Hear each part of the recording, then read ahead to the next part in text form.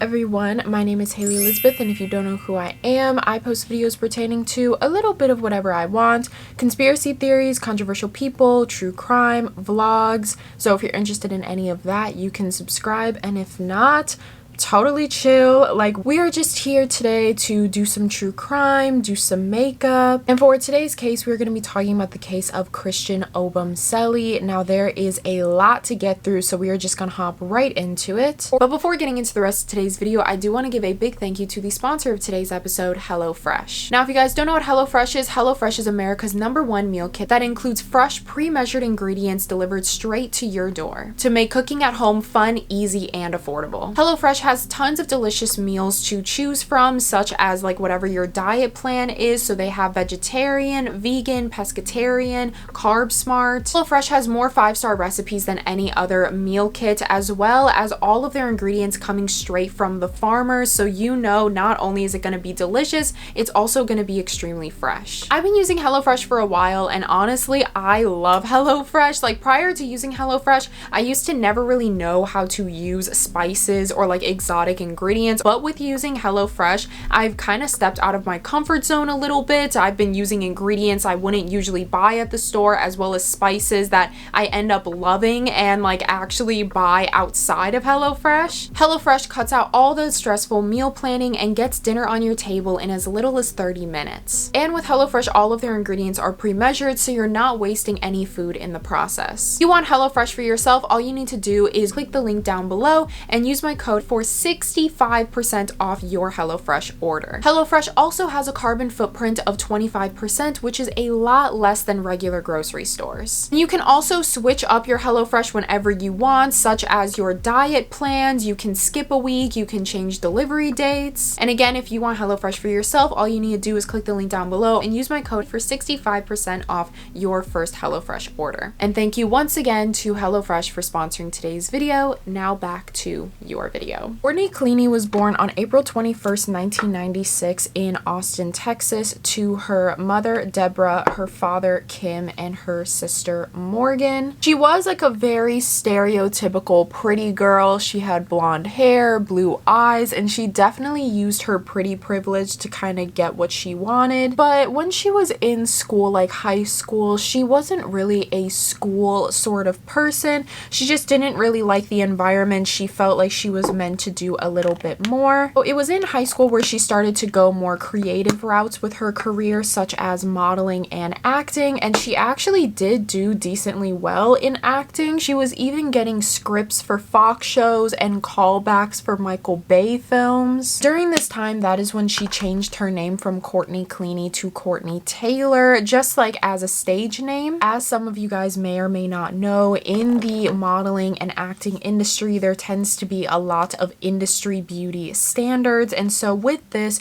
Courtney kind of developed a lot of body confidence issues, but instead of letting these issues get to her, she decided to kind of make a positive out of it, and she began getting really into fitness and health. She did indeed go to college. She went to the Santa Monica Community College for only about a year and a half until, again, she just realized school was not an environment that she could thrive in, and why would you, pay all your money to sit in a classroom when you could be spending that money doing something that you actually enjoyed outside of the classroom. She dropped out of her community college after a year and a half and decided to pursue fitness full time. It was her dream to become some sort of fitness instructor or maybe own her own gym one day. So in order to do that, she started to really get her name out there in the fitness world, and if you go back to her Instagram posts during this time, it seemed like she was a genuine fitness influencer. It was mostly just like what she ate in a day, along with the recipes, how to be vegetarian, just genuinely a fitness influencer. She even flew out to LA and Las Vegas a couple of times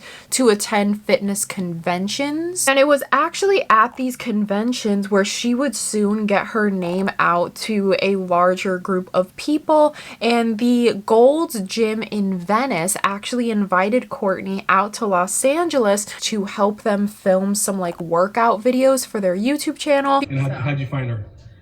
I went to dinner with Benai's Begovic. Yes, and he was like, you should check out Sassy Fit Chick, and like he showed me her Instagram across the table, and I was like, okay, she's cute. And I was like, and so I messaged her. I think like that night. I was like really anxious because I only had 10 weeks. So. Yeah, you guys look like sisters, so. I know. You guys don't know what Gold's Gym is? Gold's Gym is a pretty big gym.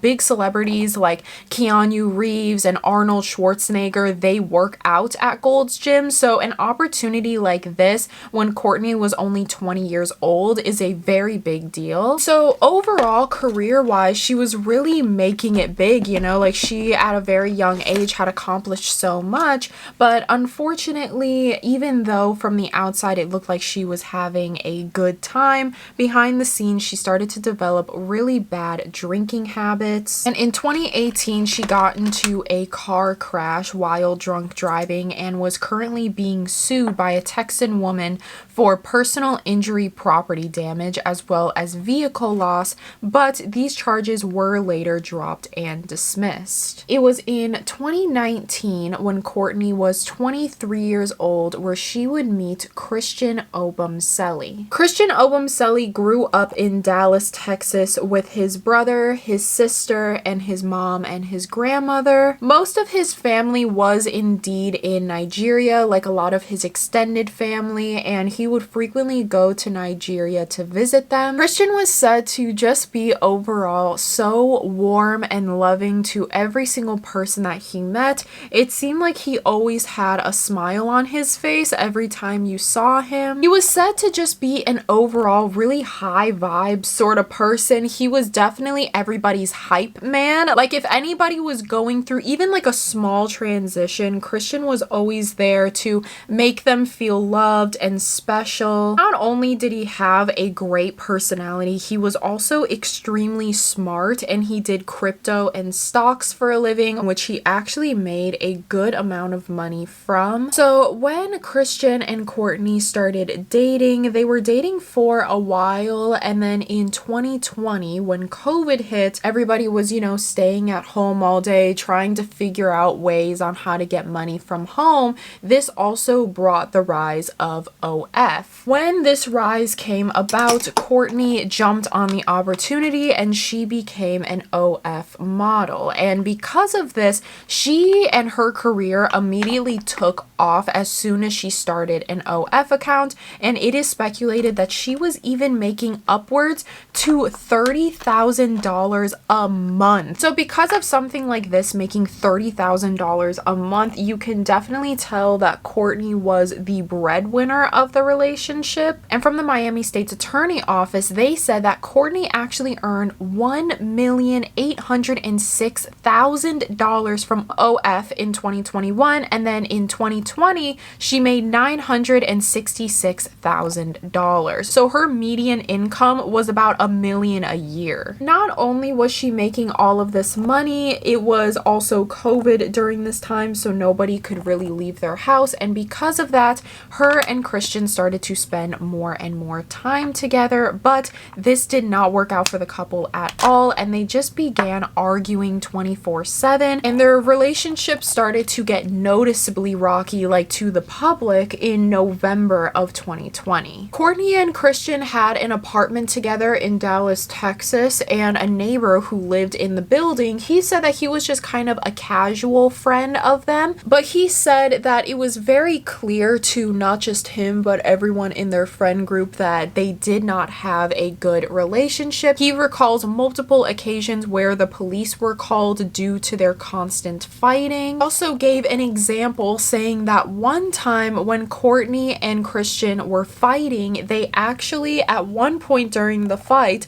had thrown a tiger painting off of the balcony, like a painting that was on the wall, and the painting had actually hit his 10th floor balcony. And this friend would even go on to say, quote, "Behind closed doors, we just started hearing some shouting and yelling. We don't know who was starting what. We didn't get a lot of context. We'd hear some glasses break, some banging on the walls, the floors, but I'm not sure who was doing it." Then in July of 2021, the abuse would unfortunately just get worse and worse, but now we're starting to see that it was mostly Kourtney that was the catalyst catalyst. She was the abuser. She was the person that was doing the abusing. And we see this very prominent in July of 2021 when Kourtney was charged with domestic battery against Christian after throwing a glass cup at his head. Basically what happened was Christian said that that night the couple had gotten into an argument, and due to this argument Christian didn't want to sleep in the same bed as Kourtney, so he instead took all of his stuff and slept in the living room. And so when he was sleeping on the couch, he says that he was randomly woken up in the middle of the night by Kourtney, who was begging Christian to come back to bed, but Christian stood his ground. He said, "No, I'm not coming back to bed with you. I'm still not over the fight that we got into earlier. Like, we'll just figure it out in the morning." But because of this, Kourtney took offense and she started hitting Christian. And during this fight, she took a glass cup and threw it at his head, to which he started to bleed. So he obviously had to call the police. And so he called the police on Kourtney. But when Kourtney was questioned as to like why she immediately took a violent approach, she just said, quote, "Oh, that's fine. I throw stuff like that at him all the time." But when she said that, I'm assuming she kind of realized what she did and started to backtrack, because she tried to argue that it was actually in self-defense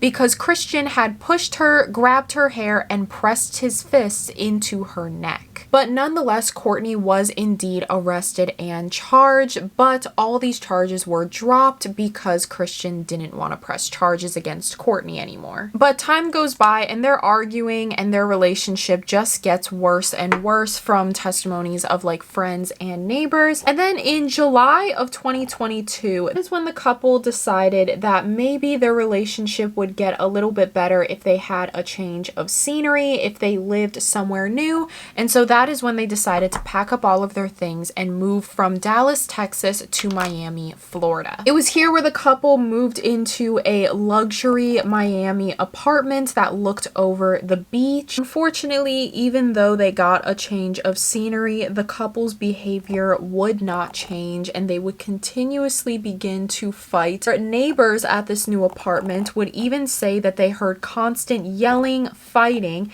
and specifically they would hear Kourtney kicking Christian out of the house, saying she never wants to see him again. But then a couple days later, the neighbors look over and Christian is back in and out of the apartment again. And they also said that there were even occasions where the police were called, very similar to their last place, just due to all of the constant fighting. It was believed that also during this time, Kourtney still had issues with her drinking habits, because I didn't mention this earlier because I forgot, but back in September 16th of 2020, she was actually arrested with a DUI, but for some reason, these charges got dropped and she never actually got a DUI. April 3rd of 2022, this day just kind of starts off per usual. Kourtney said that Christian and her spent the morning playing with her dogs till about 1:15 p.m. and that is when Christian wanted to take the dogs out for a walk because they lived nearby like a dog park. Christian got on his bike, he took the two dogs, and he was going to just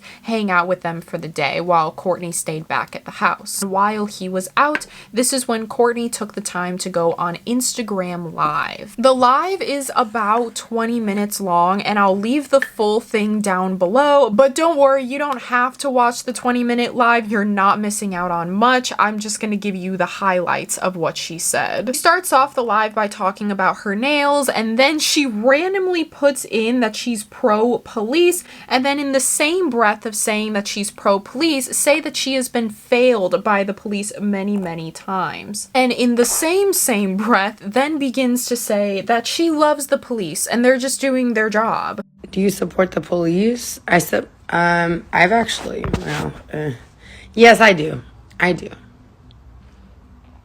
I think a lot of times they don't do their job, for sure. And in my experience, I've not been helped by them. But I think for sure, they typically do their job. And it shouldn't, I don't know. She later talks about how you don't need a boyfriend, which is kind of ironic considering at the time she did indeed have a boyfriend, and then talked about her summer plans and what she wanted to do. She also then goes on this really, in my opinion, funny rant about, like, I guess someone in the chat asked her if she ever had work done, and she was like, nope, I've never had any work done. But while she's saying this, she has like the craziest face altering filter on. Why have you had so much work done? A year ago you looked like such a natural beauty. Usually I wouldn't like say answer anything like this, but I feel like it's necessary. So much work done. Get what? So much work done. I haven't had so much work done. I don't need that shit. Okay. She also then goes on to say that she would be a hot aunt, and she's also only a little bit lesbian. I look like your aunt. Somebody said I look like their aunt. Okay. Well, okay, send me a picture of your aunt. Is she hot? I feel like I'd be the hot aunt. Am I lesbian? I mean, I was not born lesbian, for sure. Definitely not born lesbian. But I have some very, very beautiful friends. We'll just say that. Somebody answered for me, says she's bi. Come on, what? The live then ends at 4:32 when Christian comes home with Subway sandwiches, and then at the end of the live, she then tells all of the viewers that she is going to leave right now because she's gonna go eat her sandwich, and that's when she ends the live. But all those people that were in her live would have never guessed that just 30 minutes after the live had ended, the Miami police would receive a phone call from Courtney Cleaney saying she had stabbed her boyfriend to death. On the phone call, you can clearly hear that Christian is conscious and awake in the background. He's saying things like, quote, "I'm gonna die, I can't feel my arm," and Courtney replies with, "Baby, I'm so sorry," before the call is dropped about 10 seconds later. Not only did Courtney call the police, the neighbors also called the police as well because of all of the ruckus and disturbances that were going on next door. But what we know from phone records, at 4:43 p.m., right after Christian walks in with the Subway sandwiches,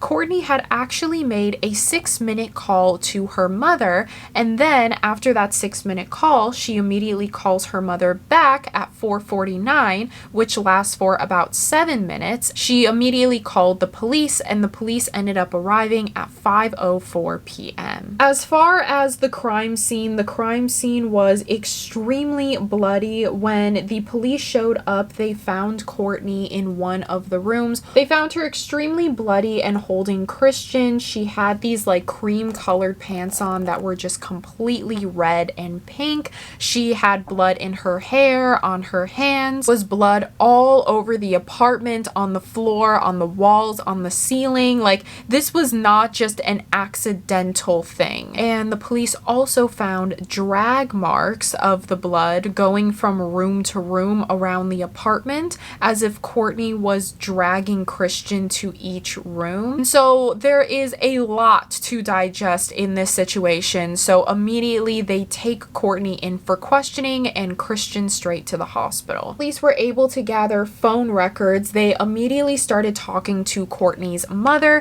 because, as I said, Courtney's mother was on the phone with Courtney during what would have been the murder, so they immediately question her. Her mom says that she doesn't really remember any conversations. Everything was mostly just muffled. She said that she heard a lot of yelling, but she does remember Courtney yelling at Christian and talking to him about Christian lying about something. Weirdly enough, when the police were looking through Courtney's phone, they found that at 5:25, right after the police showed up, Courtney's mother had texted Courtney, basically telling Courtney to tell the police that it was all in self-defense and they will believe her, and do not say a single word until a lawyer is present. It is speculated that Courtney's mother does indeed know more more than she's letting on, because why would she remind Courtney that it was self-defense? It's not, you know, something that you just forget, and so that was a little bit odd. As for Courtney's interrogation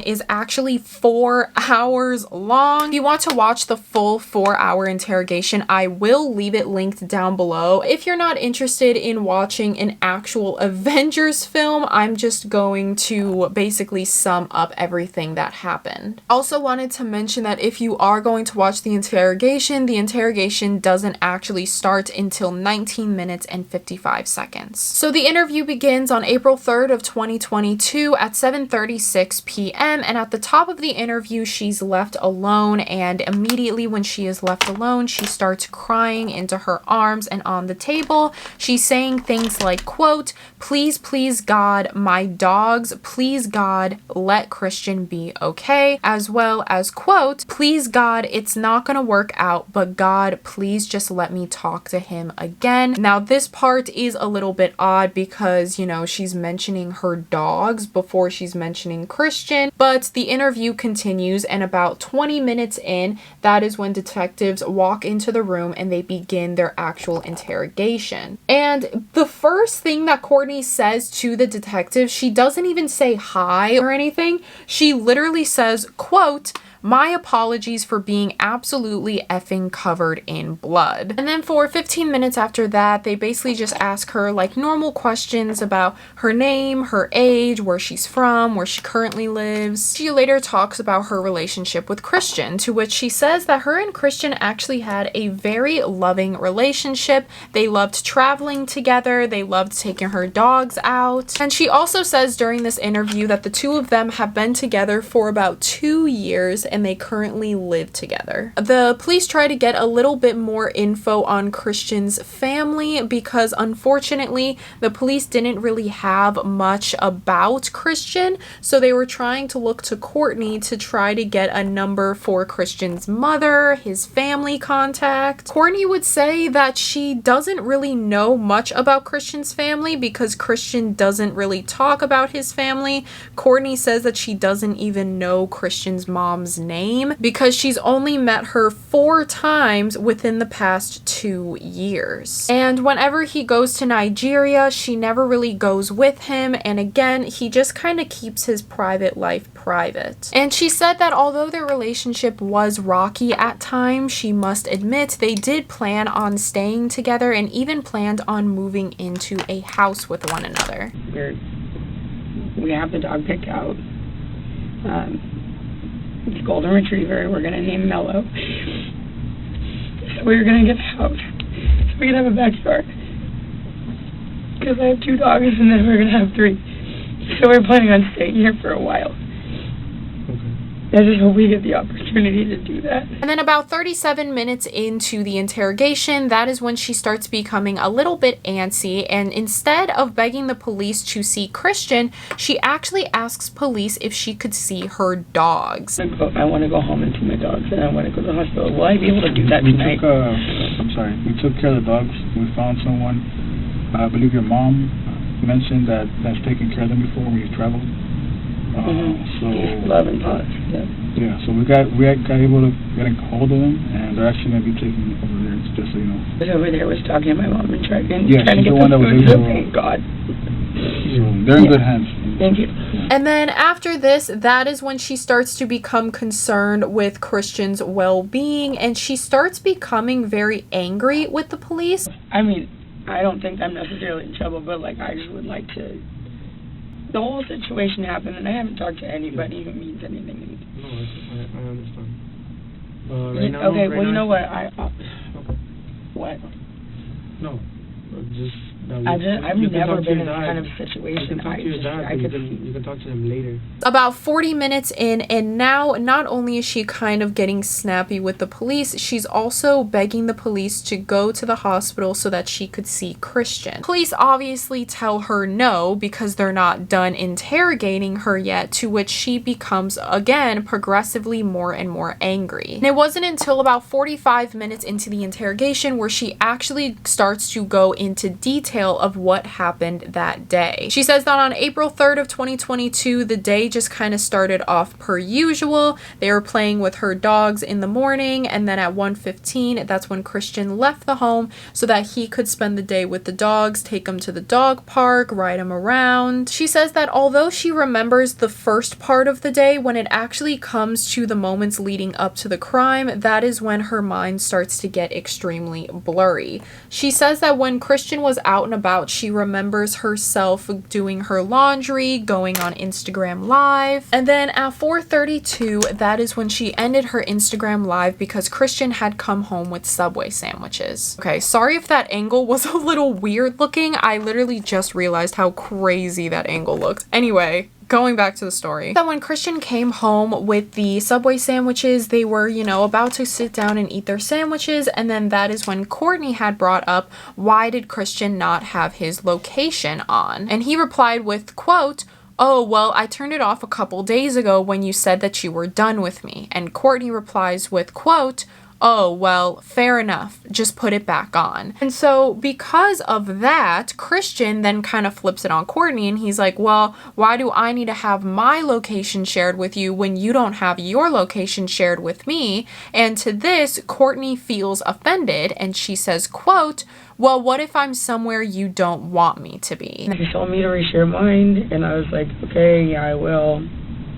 And then I didn't do it immediately. He asked me about it again. Don't know what I was thinking, but it just said something about, well, what if I'm somewhere you don't want me to be? Okay. Which I wouldn't have been.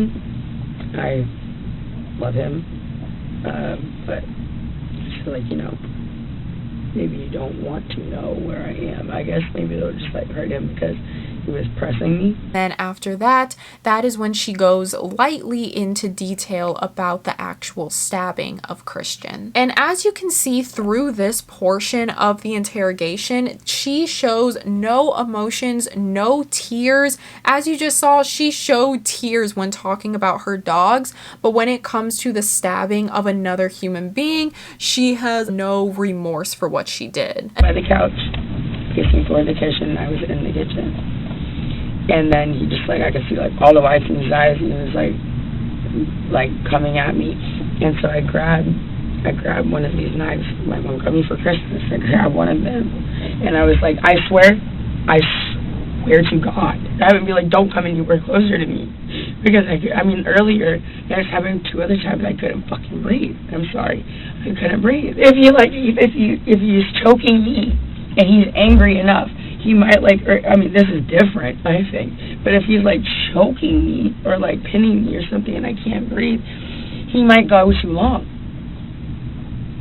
I grabbed a knife and I said, don't come anywhere closer to me. I had absolutely no intention of using it. I'm on the phone with my mom, and he's coming at me like he's gonna grab either the phone or like the knife or something, and so I was just like, I was like, don't come any closer.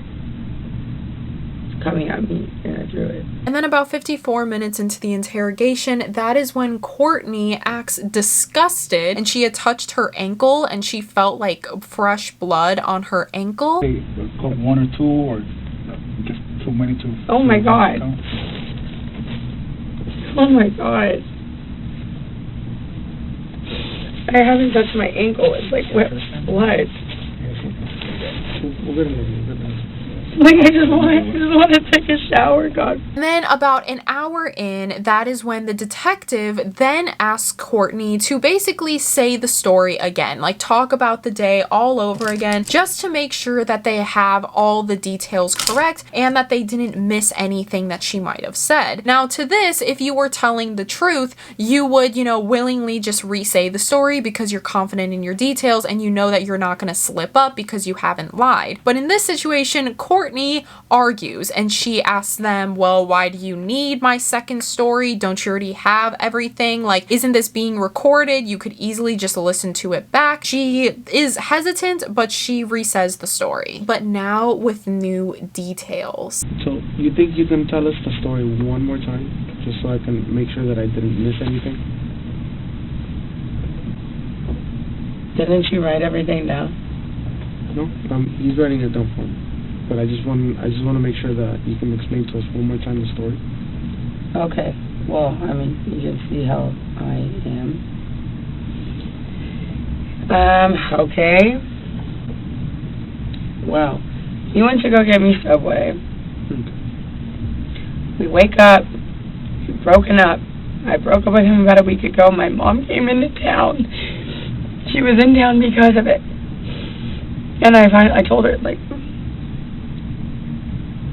anyway, she came into town because of this. In this new version of events, she says that the prior week she had broken up with Christian, and because of this she was very heartbroken, so her mother had came into town to basically take care of her for 6 days. After her mother left, that is when Christian came over. The couple had a conversation, and on April 1st, 2 days prior to the murder, is when the couple decided to get back together. They said that this time around they were going to set really big rules with one another, and that they weren't going to touch each other out of anger, as well as no gaslighting. Those were their conditions, and the couple set off on their relationship once again. She says that when Christian moved in, she was honestly so happy all over again because she really missed him back in the apartment. And so she then runs through the details once again of, you know, Christian getting on his bike, taking the dogs out for the day, and then getting Subway sandwiches.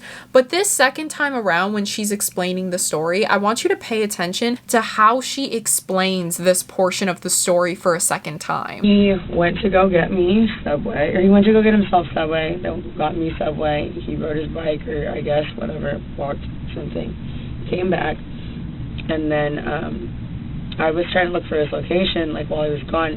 Not because I was wondering where he was, like, sketchy. Yeah.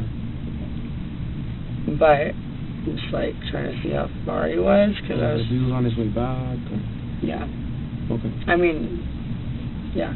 It's very clear that she obviously lied at some point, and she can't remember the places where she lied, so she doesn't want to get caught in a lie, so she instead just kind of brushes over big gaps in the story. Throughout this portion, she does continuously miss big gaps in the story, and when she's asked about these big gaps, she either says, "I don't know," or "I don't remember." She then says that she did indeed stab Christian, but when she picked up the knife, she had no intention of using it. It was simply just something to scare him off with because she believed that he was going to attack her. Insane. It's like wild that she thinks that they're going to believe this.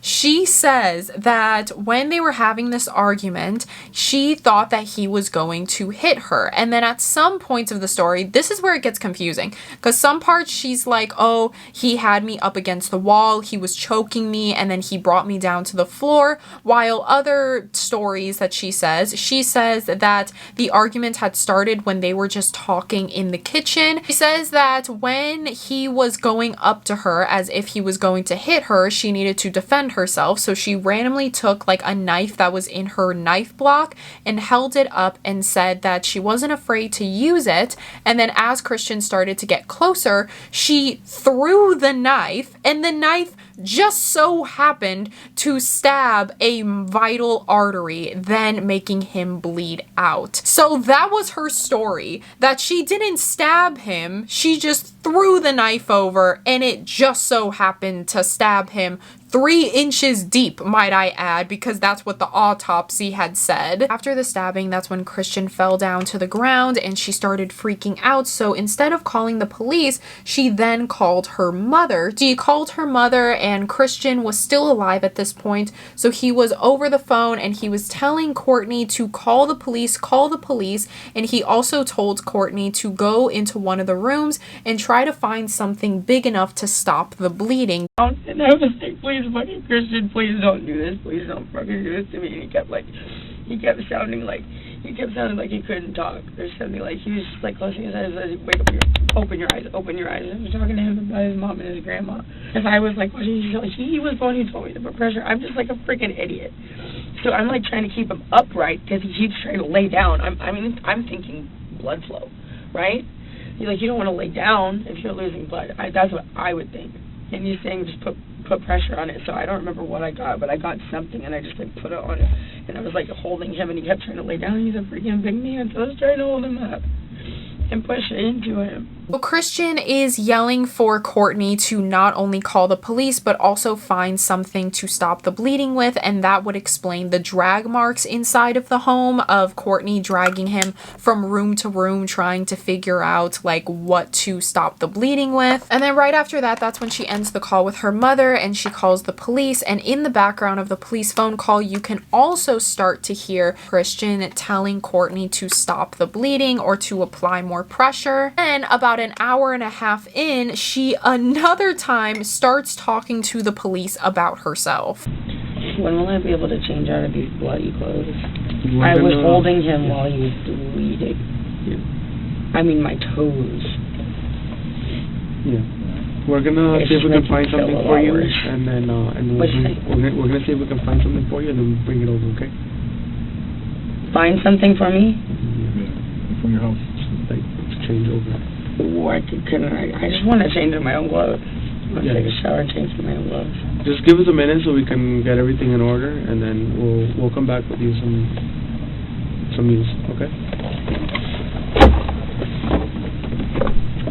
2.5 hours into the interrogation, that is when the detectives come in and they start taking pictures of Courtney's body, all of her bloody clothes, her hands, her legs. And so then after she had like the photos taken of her, she was then put into a hazmat suit for her to wear because she had been complaining probably the entire time about how she wants a shower and how she wants to get changed. But the police were telling her, we can't give you a shower until this interrogation is over.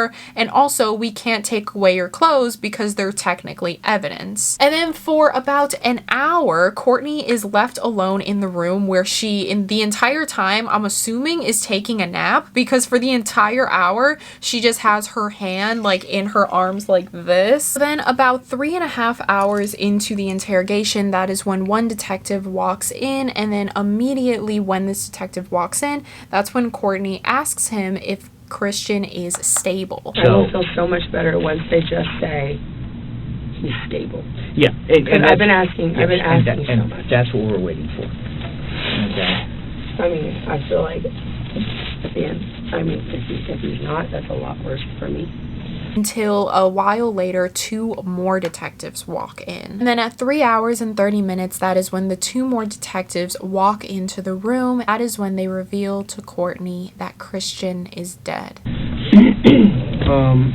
So we have to inform you that Christian did not make it. Okay. Unfortunately, the doctors did what they could, and Christian is dead. Yes. Oh my God.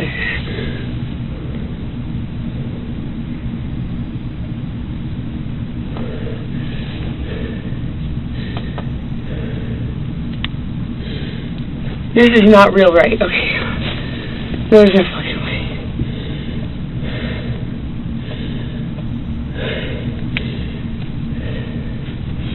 Christian died? Can I please have a hug? Am I allowed to do that in here? Sure. Yeah. Relax. You'll be fine. No. Calm down. Calm down. I need to hug my mom. I'll talk to your parents and get them over here. I cannot be left alone in like a room by myself. You won't be. After this. No, that's not true. That's not real, right? It is real. Christian is dead. Yes. They're not gonna lie. I know, I just can't believe it.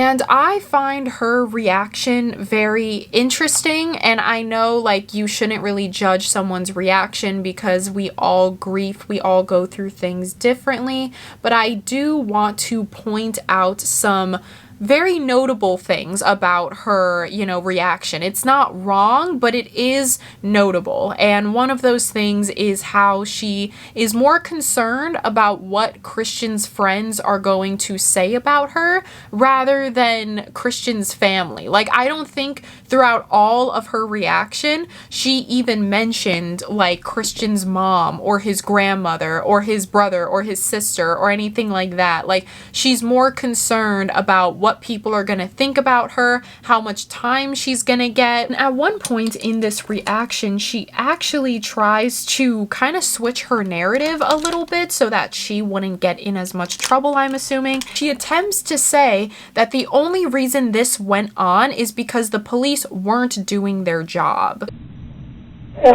I wanted to be at the hospital. If anything happened to him, I just wanted to be at the hospital. I begged, can I please go to the hospital? I mean, obviously they put me in cuffs at my house, but like, I begged, can I please go to the hospital? Oh my God, our friends, oh my God. I'm gonna wake up tomorrow and it's gonna be the same thing. And, yeah.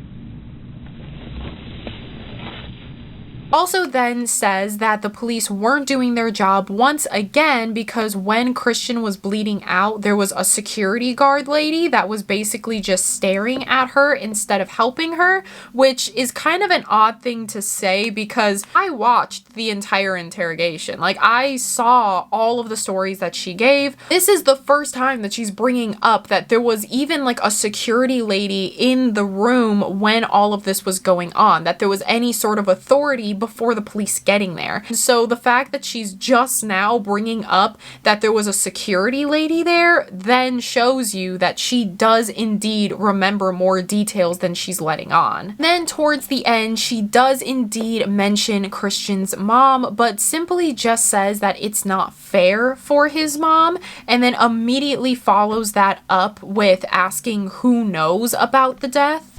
Damn, that's not fair for his mom to and see him. And his birthday is in 8 days. Who has been called for him? Nobody has yet. We're still trying to find his family's information. Okay, what I really need is to hit a vape badly. I'm deeply addicted to it, and it's for stress. Okay.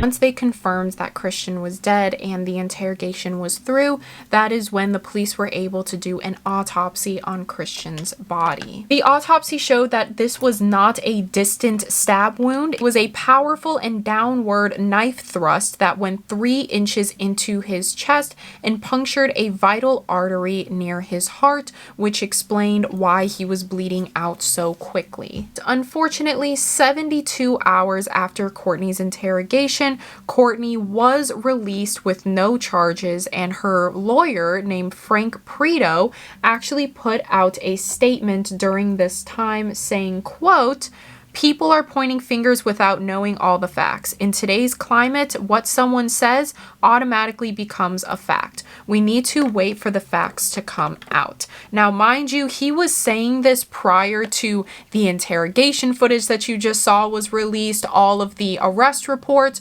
all of the police body cam footage that you saw. All of that was not released yet, so it's understandable why he would say something like this to make it seem like, oh, well, you guys don't know the facts like I know the facts. Courtney is innocent. Just wait and see. Christian's family also hired a lawyer named Larry, and he came out with a statement also saying, quote, "All they're looking for is justice. We know the suspect that was involved in this incident has not been arrested. I'm confident in having had a meeting with the attorney's office that they were very attentive." So once Courtney was released, this created an uproar from people. I mean, understandably so. She clearly stabbed someone and now she's just released without charges. She had so much blood on her, she needed a hazmat suit so that she didn't get blood on anything else. So clearly she was at fault. She even admitted to stabbing Christian. Accidental or not, stabbing is a crime. It's just so much that the police could have done, but instead they just released her as if she just did nothing at all. Throughout all of this,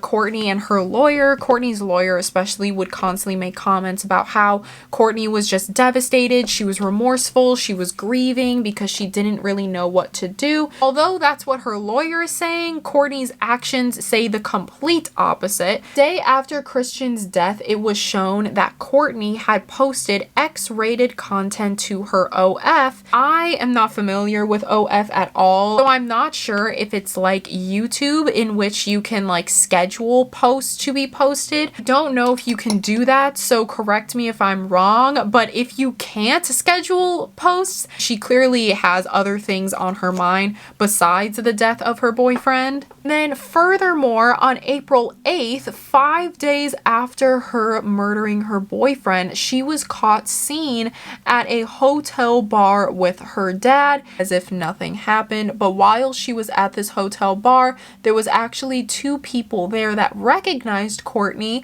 and went up to her and basically just called her out. As she was walking away, I'll show you the clip, but she says, quote, "He tried to kill me."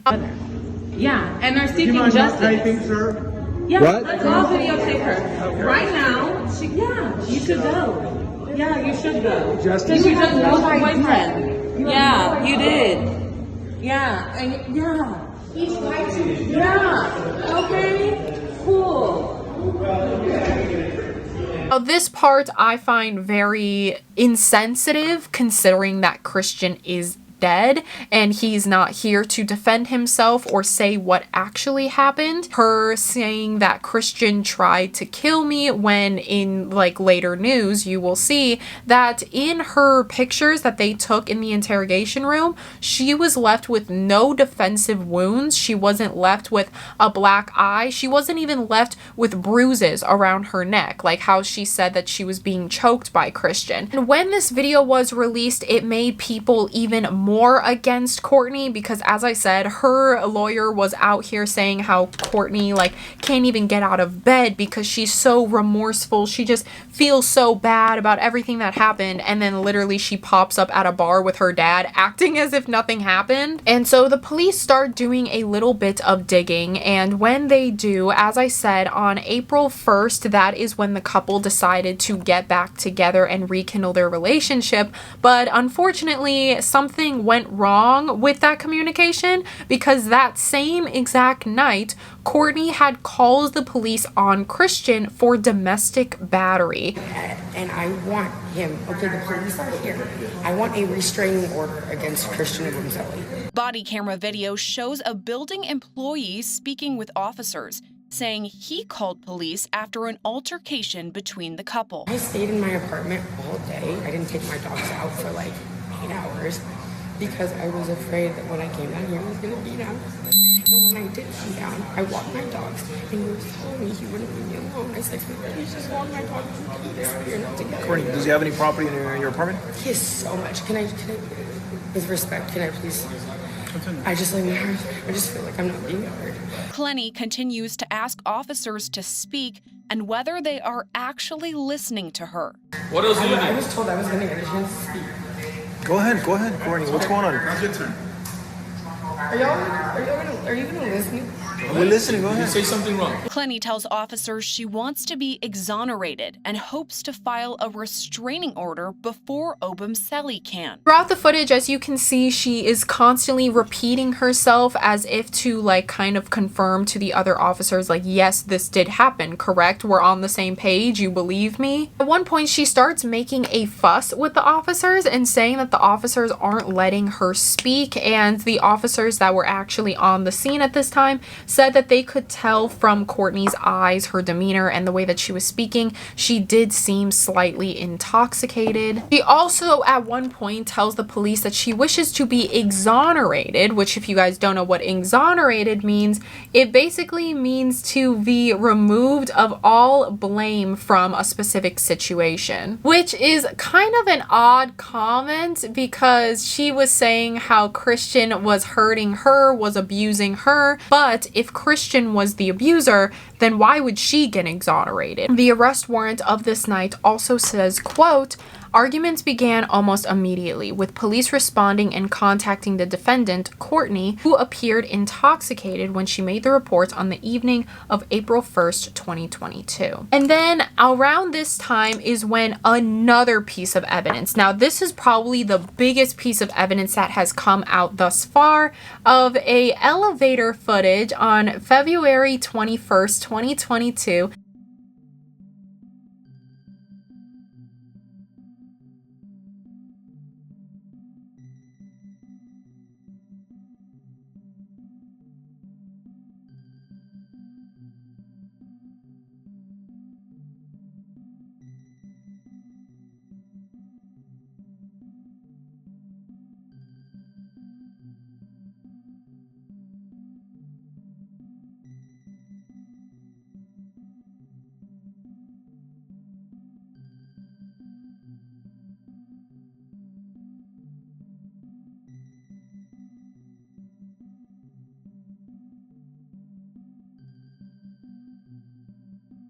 As you can see, Courtney is clearly the one angry in this situation. She is the abuser. She is the only one that is hitting Christian. And when you really look at both of their demeanors, Courtney is hitting while Christian is defending himself. He was just more protecting himself than he was fighting back. And then in the second half, where Courtney goes back into the elevator, as you can see when she walks in, she hits the elevator buttons so hard that she almost breaks the elevator pad, further proving that Courtney was not scared. She was angry in this situation. This was a huge piece of evidence, and there was also one specific officer that said, quote, "I think if they didn't have that elevator video, she might have had a fighting chance on self-defense." And so then after all of this, finally, 4 months after the murder, Courtney is finally arrested on August 10th of 2022. Courtney is finally arrested in her hotel room in Hawaii, because at this point she was in Hawaii.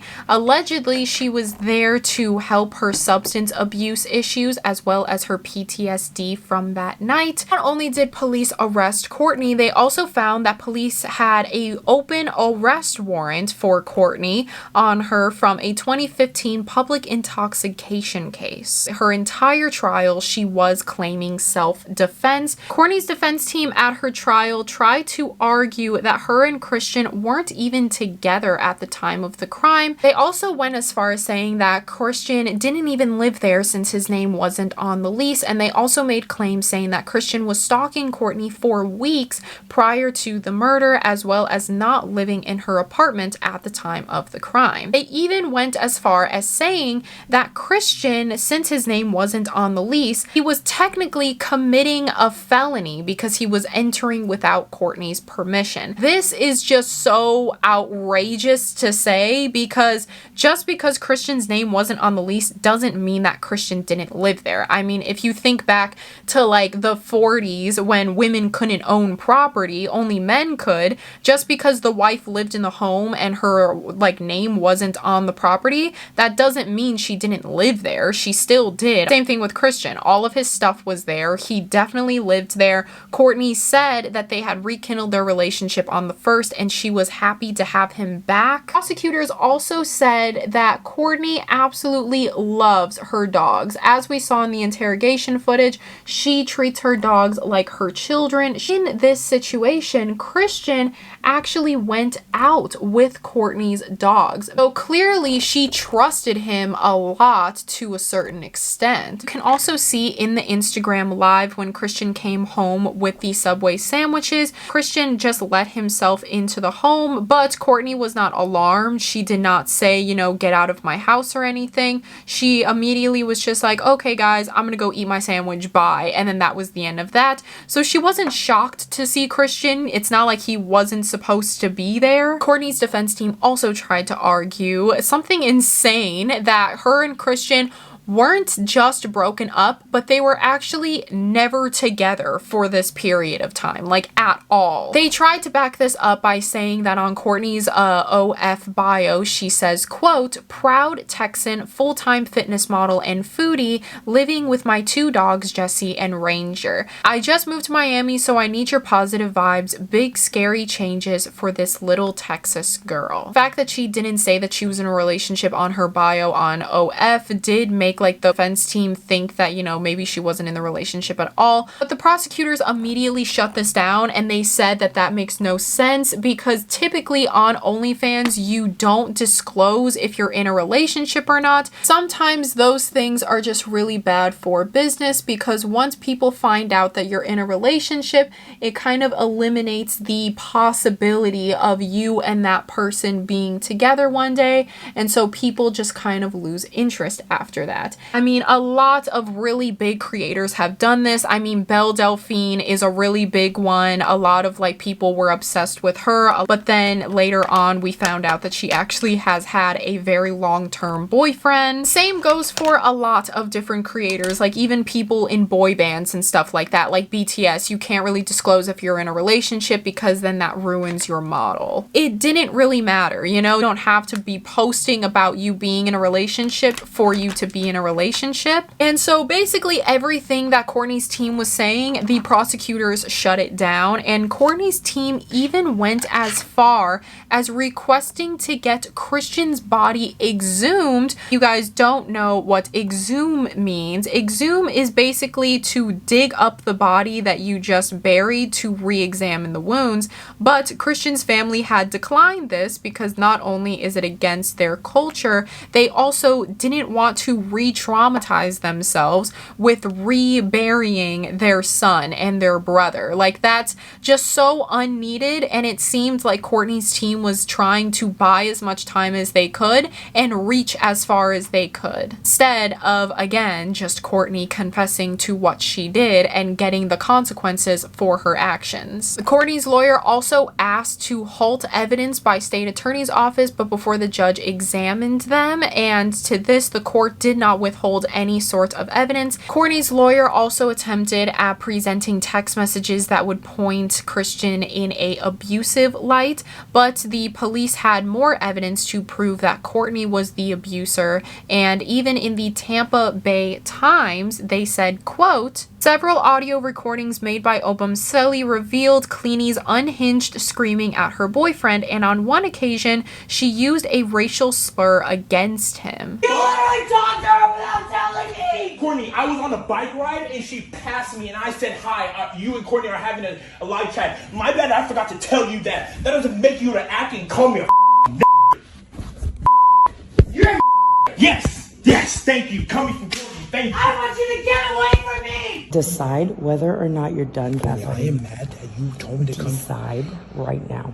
Kourtney, that's a word. I asked you so many times that I don't know, and I apologize. But you hit me. Shut the up.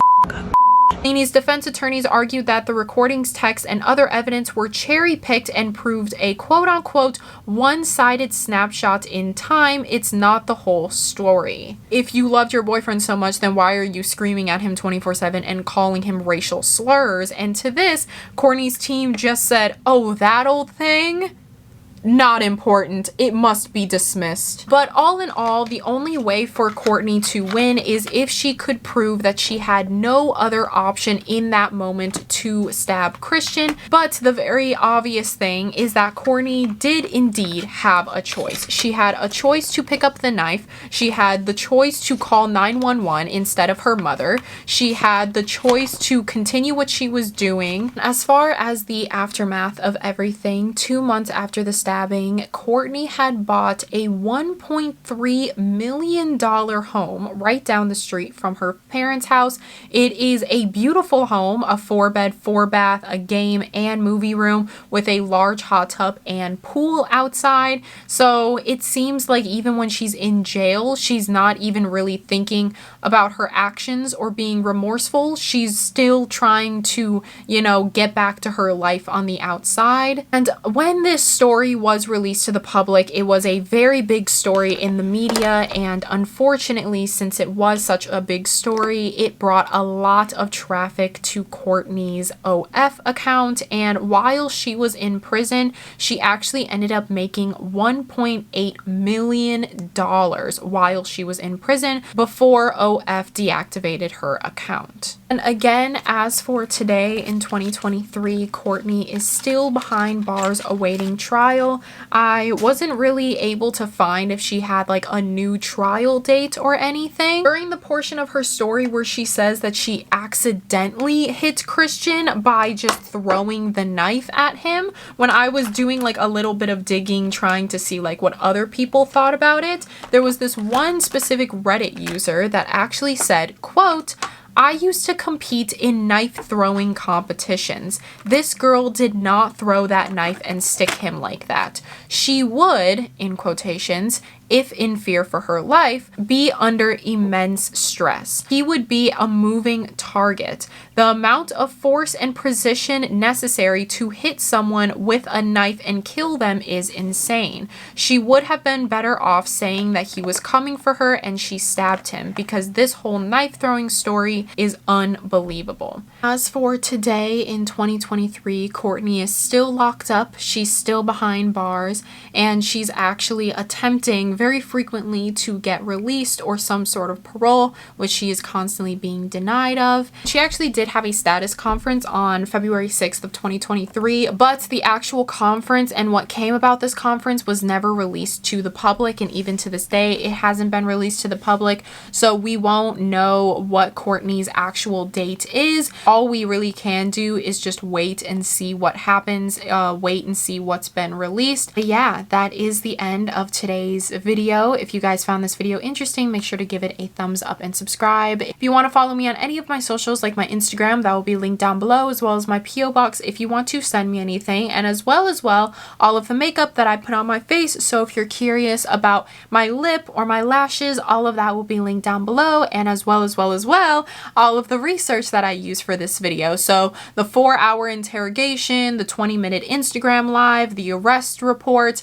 all of the news things and articles that I mentioned throughout this video will all be linked down below if you want to go ahead and like do your own research about it. And if you do go ahead and do your own research about it and you find something that I didn't find in my research, make sure to leave that in the comments below, because I'm pretty sure everyone here will be interested to hear what you have to say. As for my look today, I definitely went for like a more 90s sort of look, I guess, with the headband. This is my go-to greasy hair day hairstyle because I'm covering up my roots as much as possible and I'm just kind of letting my hair do its thing. The sun is finally out today and I'm going to spend every second of today in the sun because we don't get sun very often. It's been raining a lot recently. So make sure to go outside today, drink some water, tell someone you love them, even if that someone is yourself. And overall, I love you, I love you, I love you, and do something that makes you happy today.